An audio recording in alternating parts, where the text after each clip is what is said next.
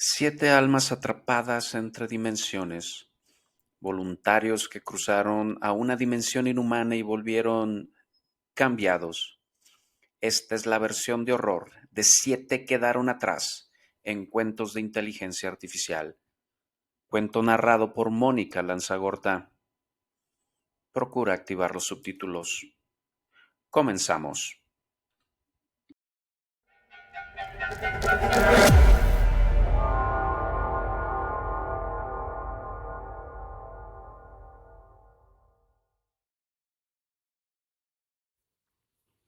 Siete quedaron atrás. El aire en la cámara era pesado, cargado de un calor húmedo que olía a metal y ozono. Las luces amarillas bañaban las paredes como si quisieran ocultar lo antinatural del lugar. Pero no había suficiente luz en el universo para borrar lo que allí ocurría. En el centro de la habitación colgaban los 7. Sus cuerpos estaban envueltos en un material translúcido que parecía pulsar como si respirara.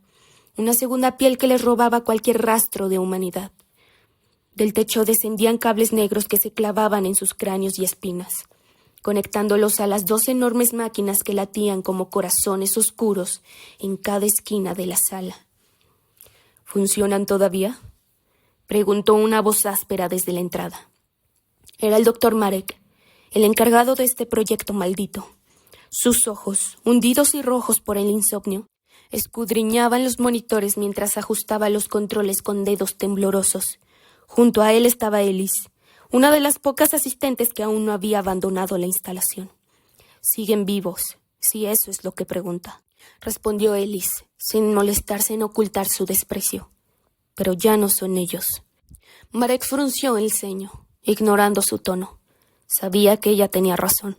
Los 7 sujetos habían sido voluntarios al inicio. Soldados, científicos, incluso criminales, seleccionados para el proyecto Umbra. Una misión de exploración interdimensional, un experimento que prometía abrir las puertas a nuevas realidades. Pero las puertas no solo se habían abierto, sino que habían quedado desbordadas. Ellos eran los únicos que regresaron, aunque regresar era un término generoso. Habían cruzado ese umbral y vuelto en formas irreconocibles. El regreso.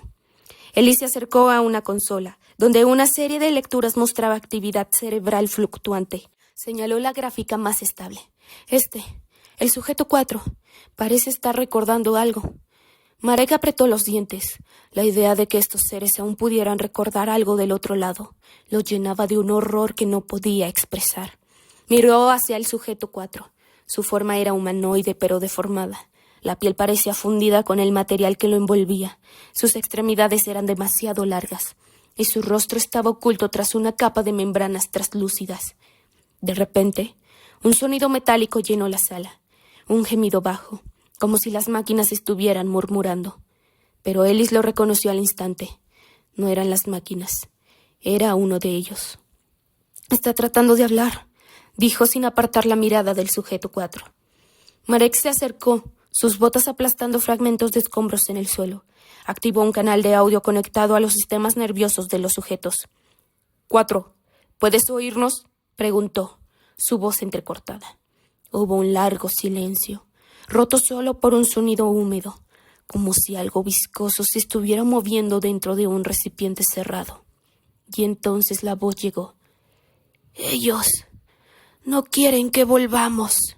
Ellis retrocedió un paso, su piel erizándose. «¿Qué significa eso? ¿Quiénes no quieren?». El sujeto 4 convulsionó, sus cables tirando de su cuerpo como si intentaran mantenerlo en posición. La máquina detrás de él empezó a emitir un zumbido agudo. «¡Deténganlo!», gritó Ellis. «Está a punto de...». Antes de que pudiera terminar, un chorro de fluido oscuro salió disparado de los tubos conectados a 4. El líquido se movía como si tuviera vida propia, corriendo por las paredes, buscando algo. Ellis y Marek observaron, paralizados, mientras el fluido comenzaba a formar patrones, círculos, líneas, símbolos que no pertenecían a ningún lenguaje humano. «Son coordenadas», murmuró Marek, apenas audiblemente. «¿Coordenadas de qué?», preguntó Ellis, pero ya sabía que no quería escuchar la respuesta. El horror tras el umbral. De repente, las luces de la sala parpadearon. Los monitores comenzaron a mostrar imágenes distorsionadas, fragmentos de algo que parecía un paisaje, pero no del mundo que conocían. Una extensión de tierra negra, con torres que retorcían el espacio hacia alrededor, y figuras que se movían en las sombras, demasiado grandes para ser comprendidas. No, susurró Marek, mientras los otros sujetos comenzaban a reaccionar. Todos se movían ahora, sus cuerpos temblando, sus bocas intentando hablar, aunque lo único que salía eran gemidos y palabras fragmentadas. Abrimos algo que no podemos cerrar, dijo Ellis, su voz rota por el pánico. Marek, tenemos que detener esto. Apaguemos las máquinas. Pero Marek no se movió. Su mirada estaba fija en los símbolos que continuaban apareciendo en las paredes. Había algo hipnótico en ellos, algo que susurraba promesas de conocimiento absoluto. El sujeto 4 habló de nuevo, pero esta vez su voz no era humana. Era un coro de susurros, como si 1000 voces hablaran desde su garganta. Ellos vendrán. Nosotros los llamamos. Y 7 quedarán aquí. En ese momento las máquinas estallaron en chispas. Los cables que sostenían a los sujetos comenzaron a temblar, como si estuvieran bajo una fuerza invisible.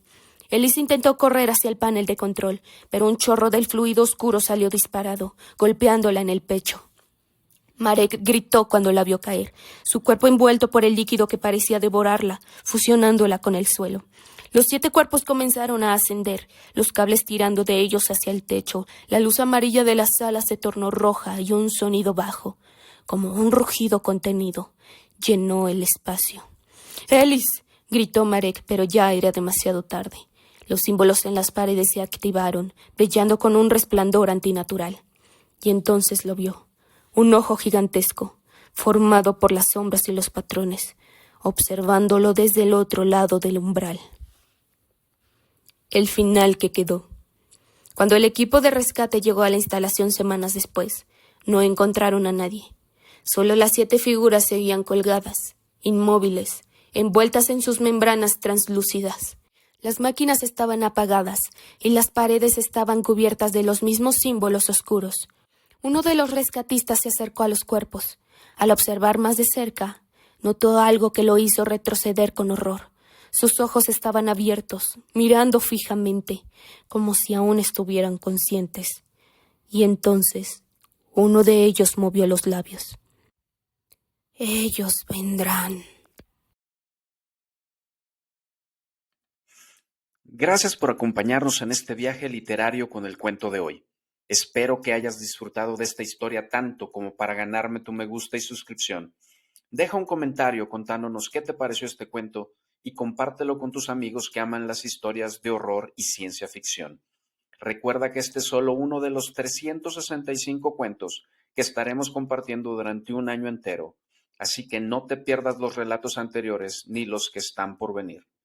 Te invito a apoyar este proyecto, ya sea uniéndote a nuestro canal como miembro o en nuestro Patreon, donde encontrarás contenido exclusivo de esta fusión de inspiración humana y ejecución de inteligencia artificial. Nos vemos en el próximo cuento.